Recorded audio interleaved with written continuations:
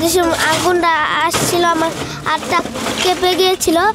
ম্যাডামকে বলবো স্কুলে যে ম্যাডাম আগুন লেগেছিল দেখে বই খাতা পড়ে গিয়েছিল, সব পড়ে গিয়েছিল। যেসব আগুন লেগেছিল আমার আম্মুকে বলেছিলাম, আম্মু আগুন লাগছে, চল আমরা গুছিয়ে ওই পারে যাই। আম্মু রাঁধছিল, আম্মু আমার কথা মানছিল না। তারপরে গুছাতে সবাই হাজের মতো পড়ছিল। তারপর হঠাৎ করে আগুনটা এখানে ছড়িয়ে গিয়েছিল। আম্মু তাড়াতাড়ি করে গুছছিল, তারপরে আমরা বেরিয়ে পড়েছি। তারপরে যেসব আম্মু একটু আসছে, যেসব আম্মু বলেছিল তোর আন্টিকে বাসায় যা, আমি গিয়েছি। এখন তো তোমাদের ঘর পুড়ে গেছে, কোথায় থাকবে, কি করবে, এখন কি খাবে? আমরা তো জানি না, আমরা এইভাবে থাকি। স্কিন শুষ্ক রুক্ষ হয়ে যাবে বলে কি বাইরে যাবে না? জাস্ট 1 2 3 4 করো, স্কিনটাকে রিভাইভ করো। কি নাম তোমার?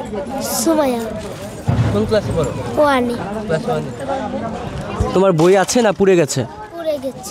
পুড়ে গেছে। তাহলে এখন কি পড়বে, কি দিয়ে পড়বে?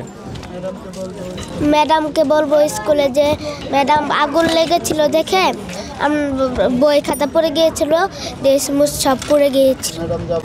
সকাল থেকে কিছু খাইছো? গতকাল রাতে কিছু খাইছো? জি, মুড়ি খেয়েছি, ভাত খেয়েছি।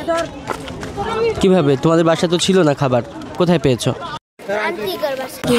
আন্টিগর বাসা খেয়েছি।